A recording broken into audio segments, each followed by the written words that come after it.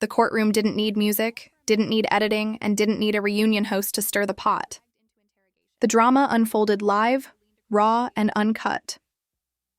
Doug Christie sat in that chair like he had been rehearsing the role of innocent husband his whole life.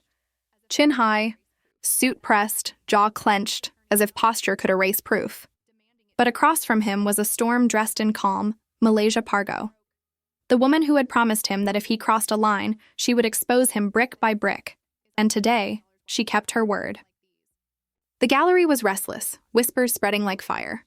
Reporters clutched their notepads and phones, every eye locked on Malaysia as she took the stand. Jackie Christie sat rigid, her face carved into stone, fighting back a lifetime of emotions threatening to spill.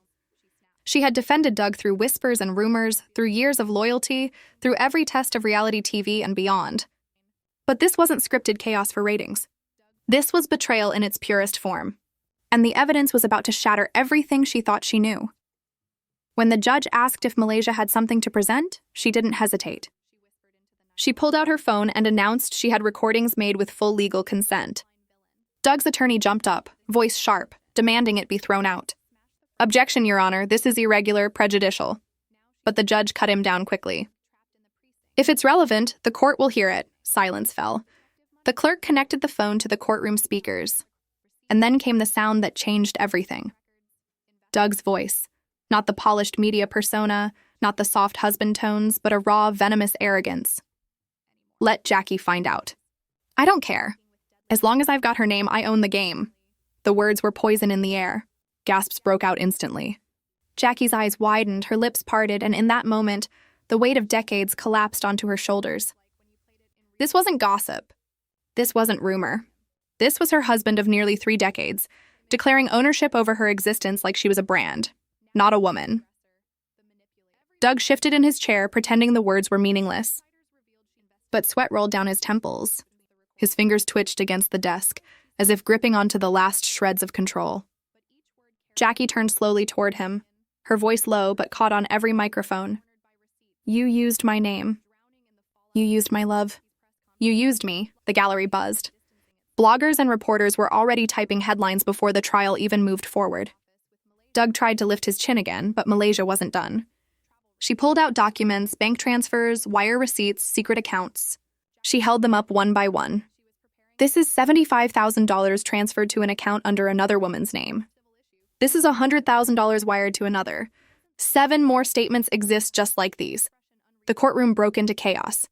Court officers shouted for silence, but the damage was done. Headlines exploded online in real time. Malaysia exposes Doug Christie, fraud and infidelity caught on tape. Jackie rose to her feet, trembling but no longer weeping. She was fire. "Everything we built, everything I defended, you used to buy women who didn't even know your soul. You used my name to finance your fantasies." Doug tried to speak, tried to spin his way out, muttering about protecting assets, doing it for them. But Jackie's voice cut sharper than a knife. "The only thing you protected was your ego." The gallery erupted again, the moment live-streamed by dozens of spectators. And still, Malaysia wasn't finished. She stepped down, handed over a flash drive, and said calmly, "This has already been delivered to the police." Right on cue, the courtroom doors opened and uniformed officers entered, their presence heavy with authority. The lead investigator looked straight at Doug. "We need to speak with Mr. Christie regarding financial misconduct and potential fraud. He is not under arrest yet, but his cooperation is required." Doug's eyes darted around like a cornered animal. He looked to Jackie for protection, but her stare was cold. He looked to Malaysia, but she was stone. He was trapped, and the world was watching. Outside the courthouse, chaos exploded. Paparazzi shoved against barricades, microphones thrust forward, cameras flashing like lightning. Fans screamed accusations. Social media erupted. Hashtags surged, Doug double life, a justice for Jackie. Malaysia had receipts. Clips of Doug's arrogant recording and Jackie's trembling confrontation hit timelines instantly. Memes were ruthless. Doug photoshopped as a referee fouling himself. Jackie crowned as a queen burning a castle. Malaysia dropping receipts like grenades. Doug's reputation, once polished and praised, was in free fall. Meanwhile, inside the Christie home, Jackie unleashed years of suppressed pain, surrounded by photos, trophies, anniversary cards. She snapped a framed love letter from their 10th anniversary in half. Basketball memorabilia flew across the room. Picture frames shattered against the walls. It wasn't just destruction of things, it was destruction of illusions. She had fought strangers, humiliated women on television, and played ride or die for decades, all for a man who turned her loyalty into a business transaction. Doug, meanwhile, was dragged into interrogation. Detective Monroe leaned across the table, unimpressed by excuses. Doug stammered about protecting assets, about strategies, about business, but Monroe shut him down. You weren't protecting your family. You were paying women off like it was a game show. We've got transfers, emails, burner calls, and now Malaysia's evidence. This isn't love and hip-hop. This is federal fraud, and you're running out of script. Doug snapped back that Malaysia was lying, that she had always had it out for him. But the detective wasn't swayed. She didn't tank your life for fun. She exposed your lies with receipts. And if even half of this sticks, you're facing charges you can't charm your way out of. Outside, reporters spread whispers of the interrogation, fueling more headlines, more fire online. Doug versus Malaysia, Doug versus Jackie, Doug versus truth itself. And truth was winning. The deeper twist, Malaysia hadn't even revealed everything. What she showed in court was only half the evidence. The rest, emails, voicemails, recorded late-night calls, was already in the hands of legal teams preparing joint civil suits with Jackie and other women. A leaked voicemail whispered across blogs, "If Jackie ever finds out about Kenya, tell her it was just for clout. She's too old to leave me anyway. I own her loyalty." That line alone detonated across social media. Feminist pages reposted it. Celebrity commentators dragged him. Fans burned his jerseys online. Doug, the once celebrated man of loyalty and discipline, was now a caricature of arrogance and manipulation. His agent resigned. His publicist deleted accounts. His charity board froze all funding. Within 48 hours, his empire cracked, and still Malaysia was calm, collected, composed. She wasn't doing this for clout. She was doing this for truth. By nightfall, Jackie stood on her balcony overlooking Los Angeles, silent but unbroken. She didn't cry. She didn't scream. She whispered into the night, "He thought I wouldn't find out. He thought Malaysia wouldn't go there. But now the world knows. He never deserved me." That single line, caught by a fan's livestream mic, went viral instantly. It wasn't a breakdown. It was a declaration, and Malaysia, scrolling through the chaos, watching the world finally understand, simply said, "This is only the beginning." The courthouse steps looked like a war zone. Reporters screamed questions. Fans shouted insults. Camera flashes painted the night sky. And through it all, Doug Christie was shoved into a black SUV, surrounded by police and lawyers. The man who once strutted onto red carpets with a grin was now ducking his head, shielding his face like a criminal caught red-handed. Inside the vehicle, his jaw was locked, his hands trembling, his mind racing with excuses. He muttered to his attorney that it was all blown out of proportion, that Malaysia had orchestrated this circus, that Jackie would eventually come to her senses.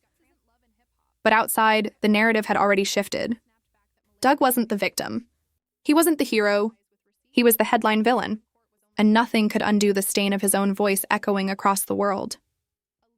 Meanwhile, back in Jackie's mansion, silence carried more weight than screams.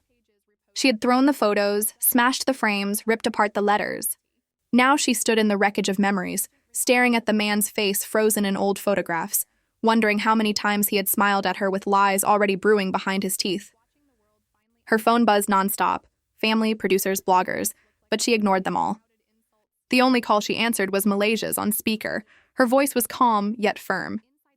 "I told you I'd burn it down, Jackie. I told him not to use your name, not to treat you like property." And he didn't listen. Jackie's reply was trembling but strong. "You didn't burn it down, Malaysia. He did. You just made sure the world could see the ashes." That conversation, leaked by someone in Jackie's camp, went viral before dawn. Fans called it the Sisters in Survival moment. A clip replayed on podcasts, gossip blogs, and morning news shows. Doug, trapped in the precinct, faced hours of questioning. Detective Monroe was relentless, sliding documents across the table, wires, receipts, emails, burner phone records. Doug tried to explain them away, calling them business ventures, loans, investments, but each explanation fell flat when matched against Malaysia's recordings. So you expect me to believe you wired $100,000 to a woman listed as support services for a basketball foundation you run, but you can't explain what service she provided? Doug swallowed hard, muttering excuses that even he didn't believe. Monroe leaned closer, voice sharp. You didn't protect Jackie. You exploited her. You didn't protect your assets. You hid them. And now the IRS wants a word. Doug flinched at the mention of federal agencies. This was no longer just a scandal. It was the kind of case that ruined legacies forever. As word spread, VH1 producers scrambled behind the scenes. They saw dollar signs in the chaos, already drafting emergency specials and reunion rewrites. But this wasn't a storyline they could control. Jackie refused to return calls. Her publicist issued a single statement. Mrs. Christie is prioritizing her family and her truth. Translation: VH1 had lost its grip. This wasn't entertainment anymore. This was real life, and Jackie wasn't handing the narrative over to cameras. Malaysia, on the other hand, chose her platforms carefully. She went live once, speaking with deadly calm. This isn't about ratings. This isn't about clout. This is about a man who used women, stole from his family, and thought he'd never be caught. Jackie deserved better. We all did. That line became the quote plastered across media outlets. Jackie deserved better. Fans reposted it as if it were gospel, the words echoing across timelines like a battle cry. The fallout was swift. Doug's former teammates distanced themselves. His longtime agent resigned publicly, saying, I cannot represent someone facing such disturbing allegations. His charity foundation released a statement freezing all accounts pending investigation. Sponsors pulled back. The empire Doug built was collapsing brick by brick, faster than even Malaysia expected. And Jackie, no longer in denial, leaned into the collapse. She met with attorneys, not just for divorce proceedings, but for civil lawsuits tied to the financial fraud. She wasn't going to walk away quietly. She wanted scorched earth. She wanted the world to know what betrayal looked like when you played it in real time with real receipts. At the same time, whispers began swirling about women connected to Doug's secret accounts. 2 had already left Los Angeles days before. The trial began. Rumors suggested they had been tipped off about the storm, fleeing before subpoenas could touch them. Jackie, in an interview with the Shade Room, spoke with quiet devastation. I didn't know I was standing in the storm, too. I thought I was protecting him, but all I was doing was protecting the mask he wore. The interview broke records. For years, Jackie had been painted as the aggressive, controlling wife on reality TV. But now, fans saw her as something different, a woman betrayed, manipulated, and discarded. Sympathy poured in. The same fans who once dragged her were now flooding her comments with messages of solidarity. Doug, on the other hand, couldn't escape the walls closing in. Another recording surfaced, leaked by a former teammate. In it, Doug drunkenly muttered, Malaysia's going to regret this. I've got stuff on her too. This ain't over. Instead of helping him, the clip destroyed him further. Blogs labeled it witness intimidation. Police confirmed they were opening a separate line of questioning into threats. Doug's image as the disciplined family man was obliterated. Now he was the aggressor, the manipulator, the desperate man grasping for control he no longer had. Jackie responded with a single Instagram post, a lion emoji, and the words, "The lion doesn't lose sleep over the opinion of sheep. But if the sheep tries to bite, the lion roars." That post hit 1 million likes in 6 hours.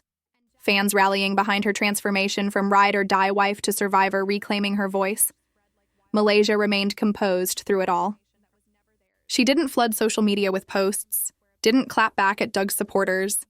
Every move she made was deliberate, calculated. Her silence spoke louder than his excuses. Insiders revealed she had already passed half the evidence to federal investigators, including connections between Doug's secret accounts and offshore transfers. If proven true, this wasn't just infidelity and fraud. It was conspiracy, it was criminal, and it could mean prison. By the end of the week, Doug was officially served with divorce papers. Jackie's attorney confirmed she was seeking not just separation, but a full review of all contracts, assets, and production deals tied to Doug's name. VH1 insiders leaked the news first. Jackie Christie has initiated legal separation from Doug Christie. A press conference is expected within 48 hours. Fans flooded timelines with fire emojis, calling it the end of an era. Doug, once respected for his loyalty, was now mocked as the poster child of arrogance. His apology post, drafted by PR, was never uploaded. Even his own team didn't believe the performance anymore. That night, Jackie stood before cameras for the first time since the recordings. Her eyes glistened, her lips pressed tight. She spoke slowly, carefully, but each word carried the weight of decades. For years, I was the shield. I took the bullets. I made excuses. I believed in a man who didn't believe in me. But not anymore. Doug Christie lied to me. He manipulated me. He made me doubt my worth as a woman, a wife, a mother. And when I stayed silent, he grew bolder. So today I say this. I believe Malaysia. I believe the women he used. And I believe justice is coming. The crowd erupted. The internet exploded. Jackie Christie, once mocked for blind loyalty, was now the face of liberation. Doug watched from the precinct as the press conference replayed on TV. His hands shook, his jaw tightened, and he muttered curses under his breath. He had underestimated Malaysia, underestimated Jackie, underestimated the world's hunger for truth. Now no script, no reunion, no PR stunt could save him. He wasn't the king of his castle anymore. He was a man cornered by receipts, betrayed by his own arrogance, and drowning in the fallout of lies too heavy to carry. The morning after Jackie's press conference, Los Angeles didn't wake up to sunshine. It woke up to headlines. Doug Christie's face was everywhere, splashed across screens with captions that painted him as a fraud, a liar, a manipulator, from NBA star to federal suspect. Jackie Christie breaks her silence. Malaysia Pargo delivers the receipts. Fans weren't asking whether he did it anymore. They were asking how deep it went, how long it had been happening, and how many women had been bought with Jackie's name. Doug sat in silence in his temporary holding room, eyes bloodshot, hair disheveled, trying to hold on to fragments of dignity. His phone buzzed nonstop with calls from lawyers, agents, old teammates, but none of them had good news. Sponsorships gone, charity funds frozen, VH1 distancing itself. Even his so-called friends had gone mute. Across town, Jackie stood tall in a tailored black suit, walking into her attorney's office with Malaysia at her side. The optics were undeniable. Two women, once on opposite ends of drama, now standing shoulder to shoulder as allies. Paparazzi swarmed the building, shouting questions about whether Jackie would testify against her husband, whether Malaysia had more evidence, whether this was the official end of the Christie legacy. Jackie didn't answer, but her silence said more than words. Inside the office, stacks of documents sat on the table. Divorce filings, financial disclosures, subpoenas, and a civil suit draft aimed directly at Doug. Malaysia slid a folder across the table. "This is everything else," she said. Jackie opened it and froze. Emails, photos, travel receipts, the puzzle pieces she hadn't seen before. "He planned it all," Malaysia added softly. Jackie's face didn't crumble. It hardened. For the first time in years, she wasn't protecting Doug. She was preparing to bury him. Meanwhile, social media had turned Doug into a global cautionary tale. TikTok creators dramatized his arrogant voice notes. Memes showed him holding briefcases labeled Jackie's money while sneaking out back doors. Twitter threads pieced together his history, from minor rumors years ago to the present avalanche of receipts. And through it all, fans rallied behind Jackie. Hashtags like a "We Stand With Jackie" and "Much Malaysia Saved Her" trended for days. Even celebrities chimed in. Former VH1 stars reposted clips. Activists used Jackie's speech as a rallying cry for women betrayed by men hiding behind power. Doug's empire wasn't just crumbling. It was being dismantled piece by piece by the very public he once played to. In the courtroom, the tone shifted from betrayal to criminality. Federal investigators revealed that Doug's hidden accounts weren't just for mistresses. Some were tied to shell companies moving money offshore. The IRS confirmed at least 3 suspicious wire transfers from his basketball foundation into private accounts overseas. The judge announced, "This is no longer just a civil issue. This is a federal inquiry." Doug's shoulders slumped. The mask of control slipped completely. He wasn't the polished star anymore. He was a man cornered by paper trails and arrogance too loud to hide. Jackie sat quietly, her expression unreadable, but her silence spoke volumes. She wasn't crying. She wasn't raging. She was watching the man she once built a life with drown in the evidence he created himself. The emotional weight wasn't just legal. It was personal. One of Doug's longtime assistants came forward with damning emails. Subject line, payment plan for loyalty. Do not forward. Attached were invoices labeled support services and confidential arrangements. It was undeniable proof that Doug's deception wasn't spontaneous. It was orchestrated, planned like a business strategy, executed without remorse. Malaysia looked at Jackie, shaking her head. He didn't just cheat Jackie.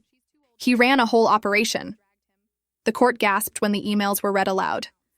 Jackie closed her eyes as decades of trust turned into nothing more than spreadsheets of betrayal. Outside, the public treated the scandal like a cultural event. News vans camped outside the courthouse. Bloggers live-streamed daily updates. Fans debated every detail in comment sections. But what made this different from ordinary reality TV drama was the gravity. This wasn't shade. This wasn't scripted. This wasn't staged for ratings. This was a woman's marriage turned into evidence, a man's arrogance turned into potential prison time, and a friend's warning turned into a movement. Doug tried one last desperate move. He arranged for a statement to be read by his lawyer, claiming Malaysia had a vendetta and Jackie was being manipulated. But the courtroom laughed when Malaysia calmly raised her hand and offered another recording. Doug, drunk, bragging about using Jackie's loyalty as leverage. She's too old to leave me. I own her loyalty.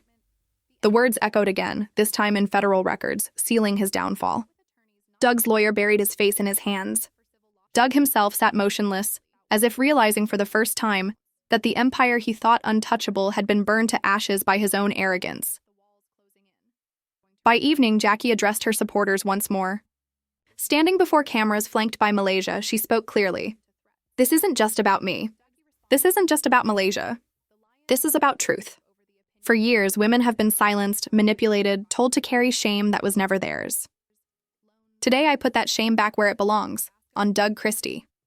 The applause was thunderous, both in the room and online. Clips of her speech spread like wildfire, cementing her transformation from silent wife to survivor warrior. Doug spent the night isolated, scrolling through coverage of his own destruction. Every article, every clip, every comment painted him as the man who threw away loyalty for arrogance, who destroyed his marriage for vanity, who risked his freedom for ego. His calls went unanswered. His posts were drowned in backlash. His empire was gone, and Jackie, once his shield, now stood with Malaysia, holding the torch that lit his downfall. In the end, this wasn't just a scandal. It was a reckoning. Doug Christie thought he was untouchable, that his fame and his wife's loyalty were permanent shields. But Malaysia Pargo shattered that illusion with evidence, and Jackie Christie finished it with courage. Together, they rewrote the narrative, not as rivals in reality TV chaos, but as women who refused to be silenced by a man who built an empire on lies. Doug had thought he owned the game, but the truth? The game owned him. And now it was over.